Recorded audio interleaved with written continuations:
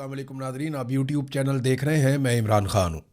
नाज़रीन, पेट्रोलियम मसनूआत की कीमतों में आलमी मंडी में लगातार कमी होती चली जा रही है, लेकिन पाकिस्तान के अंदर सरकार कीमतें कम करने पर तैयार नहीं है, बल्कि इन्होंने लेवी के अंदर इजाफा कर दिया है।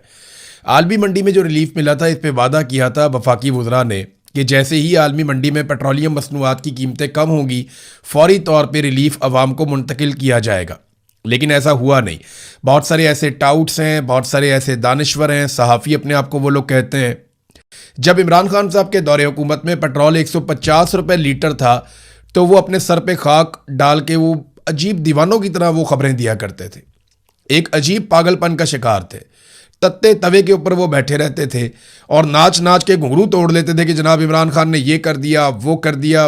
बहुत अजीबो गरीब किस्म की खबरें देते थे कि जनाब 150 रुपये लीटर पेट्रोल इमरान खान ने कर दिया। हालांकि उस वक्त आलमी मंडी में पेट्रोलियम मसनूआत की कीमतें $100 फ़ी बैरल से ज़्यादा थीं। तो इमरान खान साहब 150 रुपये फ़ी लीटर दे रहे थे, तो ये बहुत रोते पिटते थे, मातम करते थे, नोहे करते थे। और आज आलमी मंडी में जो पेट्रोलियम मसनूआत की कीमतें हैं वो लगभग $70 फ़ी बैरल के करीब पहुंच गई हैं। जंग से पहली वाली पोजीशन से भी नीचे चली गई। लेकिन ये पाकिस्तानियों को रिलीफ देने के लिए किसी सूरत भी तैयार नहीं है, बल्कि उनकी जेब के ऊपर लगातार डाका डाल रहे हैं।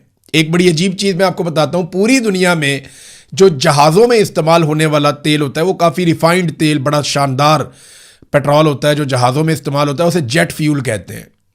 बड़ा आला क्वालिटी का बहुत शानदार तेल होता है, जेट फ्यूल उसे कहते हैं।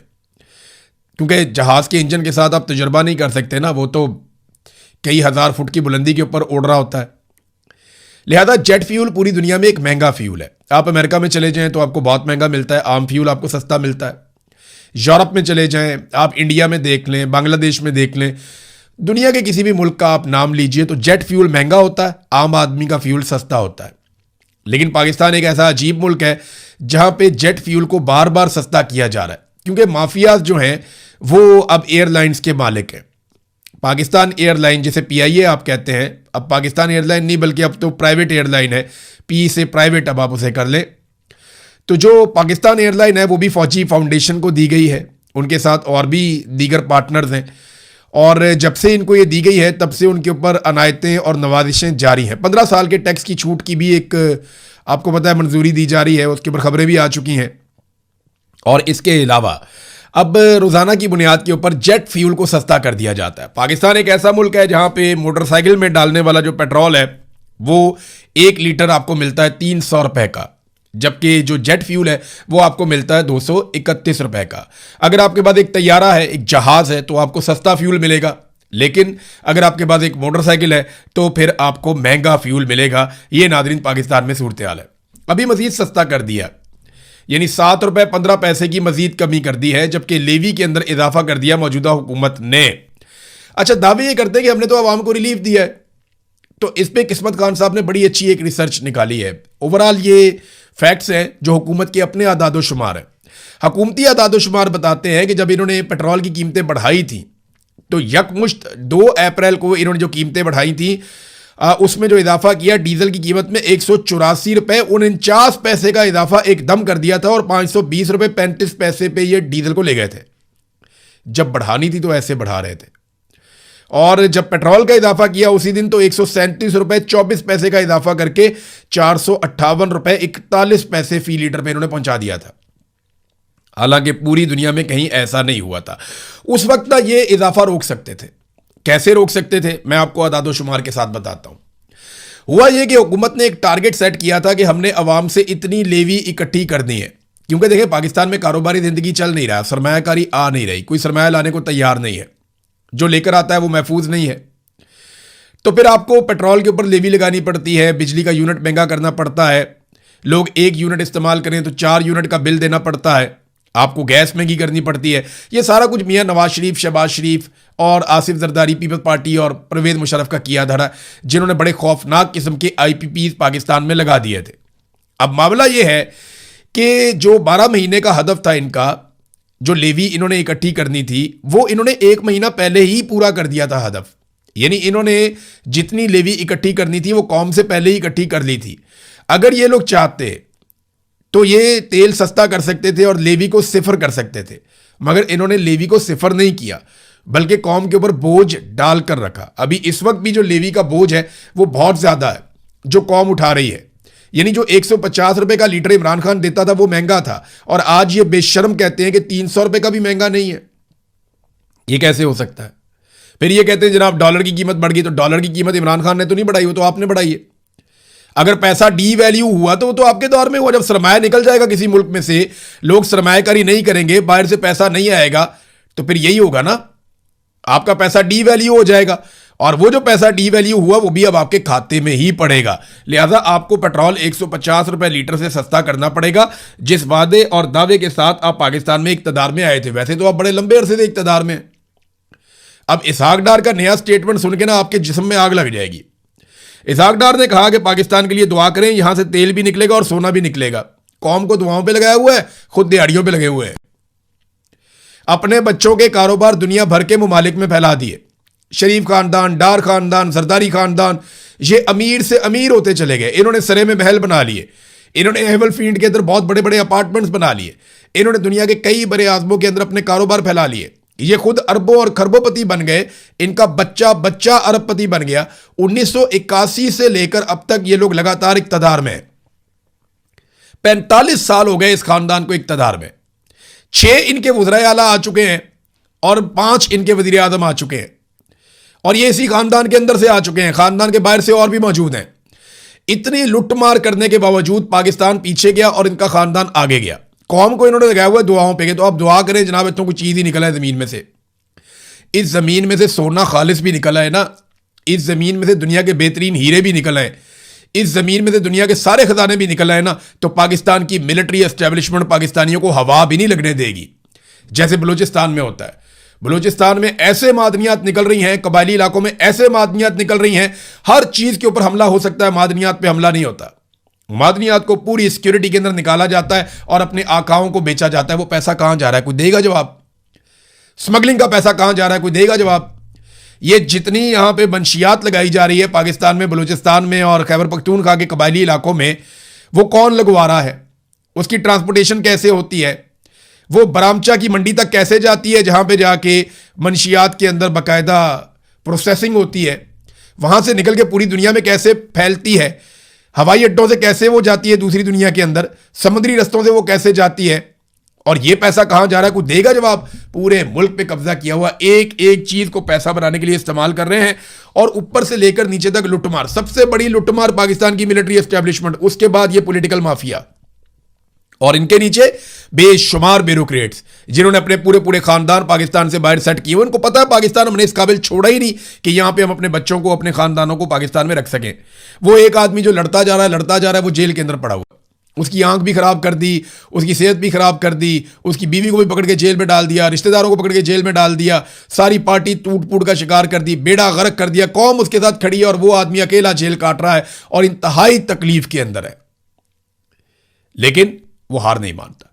अब इमरान खान की बहन अलीमा खानम ने अदालत से रुजू किया और एक एप्लीकेशन दायर की है इस्लामाबाद हाई कोर्ट में, और उसमें इस्लामाबाद हाई कोर्ट में उन्होंने एक पटिशन डाल दी अपने वकील के ज़रिए से, और मौक़िफ़ इख्तियार किया कि 8 अप्रैल की जो वकील की मीटिंग हुई थी उसमें हमें ये पता चला कि इमरान खान को 22 घंटे और बुशरा बीबी को 24 घंटे तक कैद तन्हाई में रखा जाता है। हालांकि किसी भी अदालत ने इस किस्म का कोई फैसला नहीं दिया, कोई सज़ा इमरान खान को कैद तन्हाई की नहीं दी गई, और इसमें जनाब फरीक बनाया गया सुपरिटेंडेंट जेल को, IG जेल खाना जात को, चेयरमैन नैब को, DG FIA को और पिम्स के MS को। वैसे इसमें जो है ना फरीक बनाना चाहिए फील्ड मार्शल आसिम मुनीर को, लेकिन कानूनी नुक्ता नज़र से पॉसिबल नहीं है, क्योंकि ये लोग अपना काम करवा लेते हैं, खुद कभी सामने नहीं आते।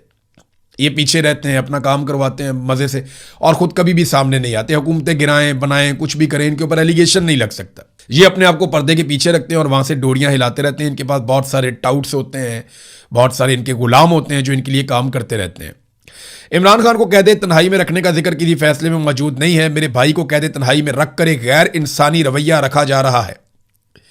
इमरान खान ने वकील के साथ मीटिंग में बताया कि उनकी आंख 85% मुतासिर हुई है। कैद तन्हाई में रखना एक सख्त तरीन सज़ा है और इमरान खान की सज़ा में कैद तन्हाई नहीं है। फिर उन्होंने ये इस्लामाबाद हाई कोर्ट में दरख्वास्त दायर की है। उम्मीद करते हैं कि शायद किसी दिन ये केस लग जाए और शायद किसी दिन इंसाफ मिल जाए, अदरवाइज पाकिस्तान में इंसाफ तो नापैद है। सरमायाकारी की नादरीन में बात कर रहा था, ये देखिए, ये एक नौजवान है, ये सरमायाकारी करने के लिए पाकिस्तान आया था। नाम है हाशिम नूर जई।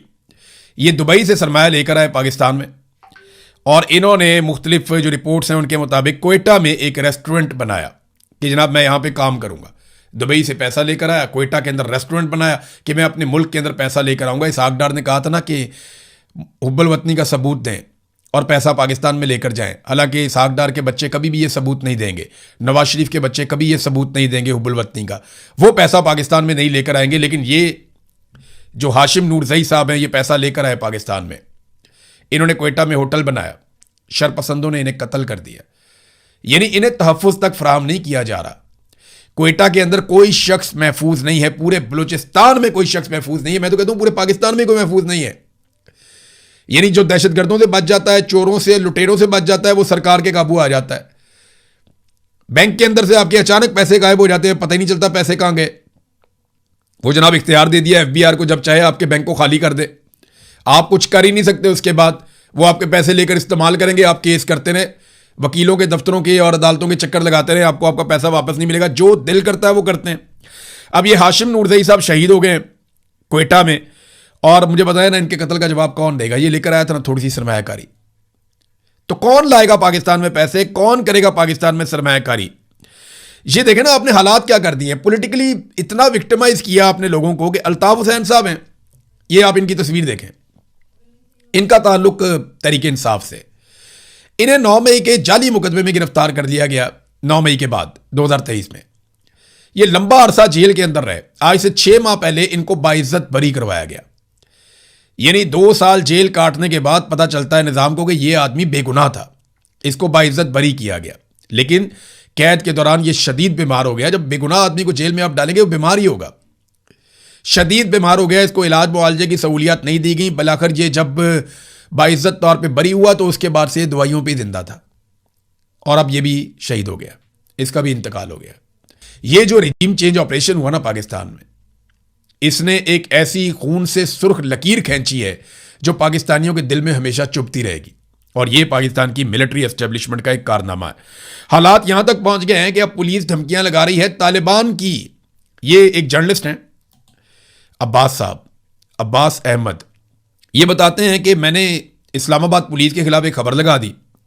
खबर ब्रेक होने के बाद इस्लामाबाद पुलिस के एक आला अफसर ने मुझे पैगाम भेजा जिसमें उन्होंने कहा कि उनके तालिबान के साथ ताल्लुकात हैं और वो मुझे इस्लामाबाद से टुकड़े टुकड़े करवा देंगे, हत्ता कि मेरे बच्चों के भी टुकड़े करवा देंगे।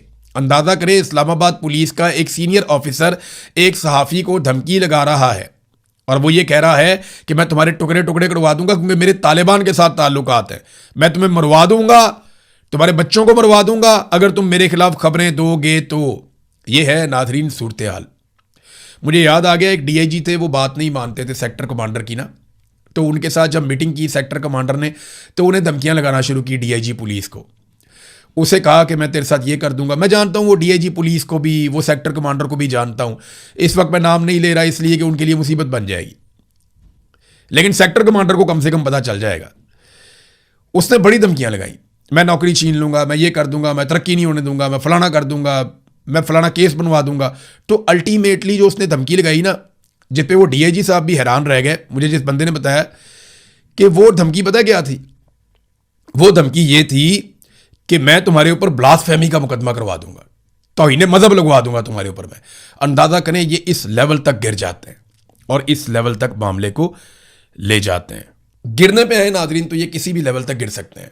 मिसाल के तौर पे पंजाब हुकूमत एक नया कानून लेकर आ रही है, आप सर पकड़ के बैठ जाएंगे, पूरी दुनिया में आप किसी को सुनाएंगे, लोग इनको जुतियां मारेंगे, लित्तर मारेंगे लोग इनको कि बेशर्मो, ये किस किस्म का कानून तुम लेकर आ रहे हो, कोई इंसानियत है तुम्हारे अंदर या नहीं है। यानी इससे पहले जो कवानीन लेकर आए पीका और पता नहीं क्या क्या, उन्होंने इसके अंदर तरमीम कर दी। एक तो वही पहले काबू नहीं आ रहा था, अब जरा ये कानून आप चेक करें। पंजाब हुकूमत इस कानून के जरिए से आपको मुकम्मल तौर पे खत्म कर सकती है जब वो इसको नाफिज कर देगी। ये जो अंग्रेज यहां पे रहता था ना, यानी इस आर्टिकल के अंदर इसको हवाला दिया गया कि जब अंग्रेज यहां पे बड़े सगीर पे हुक्मरान था तो उसने भी इतना गंद नहीं मारा था जितना इन काले अंग्रेजों ने गंद मार दिया है।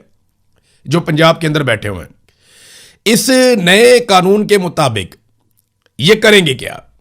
इसका नाम है जी Punjab control of habitual offenders and anti social behaviour bill 2026। ये वहां पे मंजूर कर लिया गया, कमेटी की सतह के ऊपर मंजूर हो गया है और अब इसे जनाब बाकायदा एक कानून बनाया जाएगा। तो ये बिल कहता क्या है? एक इंटेलिजेंस कमेटी बनाई जाएगी और ये कमेटी जैसे ही कहेगी कि जनाब अब ये कर दें आप, तो किसी भी शख्स के बैंक अकाउंट बंद किए जा सकते हैं, उसकी जायदाद जब्त की जा सकती है, उसकी ऑनलाइन मौजूदगी को खत्म किया जा सकता है, उसका फोन जब्त किया जा सकता है, उसे इलेक्ट्रॉनिक निगरानी के एक पूरे अमल के अंदर रखा जा सकता है। अंदाजा करें आप कि अगर हुकूमत को आपकी कोई बात पसंद नहीं आई, या हुकूमत को आपकी शक्ल पसंद नहीं आई, या मरियम नवाज के आपने नारे नहीं लगाए, या आपने एक बारी फेर शेर अगर आपने ये नहीं कहा, तो पंजाब की सरकार आपके साथ क्या करेगी आप सोच भी नहीं सकते। आपका मोबाइल भी बंद, आपकी जायदाद भी बंद, आपके अकाउंट भी बंद, हर चीज के ऊपर कब्जा आपको निगरानी के अंदर रख लेंगे। और ये सिर्फ एक कमेटी की सिफारिश के ऊपर। मरियम नवाज के बंदे होंगे कमेटी के अंदर, ये जो इंटेलिजेंस कमेटी बनाई जाएगी, तो इंटेलिजेंस कमेटी जिसकी तरफ उंगली उठा देगी ना कि ये बंदा बेड़ा गर्क कर दो, उस बंदे का बेड़ा गर्क हो गया। मिसाल के तौर पे कोई एक शख्स आप ले लें, उसकी कोई एक चीज मरियम नवाज को या उसके किसी वजीर को या किसी खातून को या मर्द को पसंद नहीं आती, तो वो फौरी तौर पे उस कमेटी को बताएंगे जरा इसको देखना, वो कमेटी कहेगी ठोक दो। तो फिर क्या होगा? फिर ये होगा जनाब उस बंदे के सबसे पहले बैंक अकाउंट सारे बंद हो जाएंगे। नंबर 2, उस बंदे की सारी जायदाद जब्त हो जाएगी। नंबर 3, उस बंदे का मोबाइल भी जब्त हो जाएगा। नंबर 4, वो सोशल मीडिया के इस्तेमाल से फारिग कर दिया जाएगा। नंबर 5, उस बंदे को एक निगरानी के अंदर ले लिया जाएगा। यानी बंदा मुकम्मल तौर पे बेअसर और खत्म हो जाएगा, वो कुछ भी नहीं कर सकेगा। इससे ज्यादा फाशिज्म क्या कोई हो सकता है? मैंने तो आज से पहले नहीं सुना, लेकिन ये एक नया रिकॉर्ड भी नवाज शरीफ की बेटी टिकटॉकर मरियम नवाज साहिबा के खाते में पड़ने जा रहा है। तो कमाल हो गया नादरीन। अब नादरीन जो बात कर लेते हैं, पिछले वीलॉग में हमने की थी कि ईरान जवाब देगा। पहला ऐसा हुआ कि 2 मरतबा ईरान ने जवाब नहीं दिया और कतर, पाकिस्तान, मिस्र वगैरह ने रोका, लेकिन अब ईरान ने जवाब दिया है। ईरान ने अमेरिका को कहा कि उन्होंने जंगबंदी की खिलाफ वर्जी की है और ईरान के ऊपर बमबारी की है, जो मैंने आपको पिछले वीलॉग में रिपोर्ट किया था। उसके बाद अब ईरान ने जवाबी हमला बहरीन में किया है और अमेरिका ने आबना हुर्मुज़ में तजारती जहाज पर हमले का इल्ज़ाम आयद किया था ईरान के ऊपर, और ईरान के मिसाइल और ड्रोन स्टोरेज और साहिली रेडार साइट्स को निशाना बनाया था। अब ईरान ने जवाबी कार्रवाई की है और जवाबी कार्रवाई के लिए उसने बहरीन का इंतखाब किया है। बहरीन का इंतखाब इसलिए किया कि वहाँ पे अमेरिका के काफ़ी ज़्यादा मिलिट्री एसेट्स हैं। अब नुकसान कितना हुआ इसके बारे में अभी कोई इतला नहीं आ रही, लेकिन वहाँ पे धमाके सुने गए हैं, आग के शोले बुलंद होते हुए देखे गए हैं और इस किस्म की कोई वीडियोज़ और तस्वीर जो हैं वो मंजर-ए-आम पे आई हैं। तो ईरानी जो ज़राए हैं वो ये दावा कर रहे हैं उन्होंने अमेरिका का वापस नुकसान किया है, जबकि अमेरिकन ज़राए अभी खामोश हैं। जब अमेरिका में दिन चढ़ेगा तो पता चलेगा कि वो इसके बारे में क्या कहते हैं। तो एक आखिरी खबर नाज़रीन मैं आपको और बता दूं कि सुप्रीम कोर्ट ऑफ पाकिस्तान ने 2 हफ्तों का वक्त दिया था इस्लामाबाद हाई कोर्ट को और ये कहा था कि ईमान मज़ारी और हादी अली चट्टा की जो सज़ा मुअत्तली की दरखास्तें, इनके ऊपर फैसला दिया जाए। अब कानून के मुताबिक तो ये होना था कि ये दोनों मियाँ बीवी को बाहर आ जाना चाहिए था कि एक ट्वीट के ऊपर 17 साल की सज़ा तो नहीं होती। तो ईमान मज़ारी और हादी अली चट्टा को आज़ादी देने की बजाय ये मामला 6 हफ्तों से लटका हुआ है। सुप्रीम कोर्ट के फैसले की सिर्फ इतनी औकात और वक़्त है कि हाई कोर्ट ने 2 हफ्ते का टाइम मिलने के बावजूद 6 हफ्ते लगा दिए हैं और अभी तक कोई फैसला नहीं आया। यह है पाकिस्तान में जुडिशरी की सूरत हाल। तो कौन लेकर आएगा सरमायाकारी? कोई पागल है, कोई बेवकूफ़ है, उसके सर के ऊपर सींग है, वो सरमायाकारी लेकर पाकिस्तान आ जाएगा। ना अदालतें काम कर रही हैं, जिसको दिल करता है जहां मर्जी मार देते हैं। ओवरसीज के बच्चे पाकिस्तान में मारे जा रहे हैं, जिसको दिल करता है उठाकर ले जाते हैं, जिसको दिल करता है जबरी तौर पे लापता कर देते हैं, जिसको दिल करता है जो है उसका कारोबार छीन लेते हैं। एक अजीबोगरीब कानून पंजाब में लेकर आ गए हैं, जब दिल करता है किसी का भी अकाउंट बंद करके वहां से पैसे निकाल सकते हैं। तो ऐसे माहौल में कोई भी सरमाया नहीं लेकर आता, कोई पागल नहीं होता। तो सरमायाकारी लाने के लिए सरमायाकारी वाला माहौल बनाना पड़ता है। अब तक के लिए इतने, अपना ख्याल रखिएगा, अपने चैनल का भी। अल्लाह हाफ़िज़।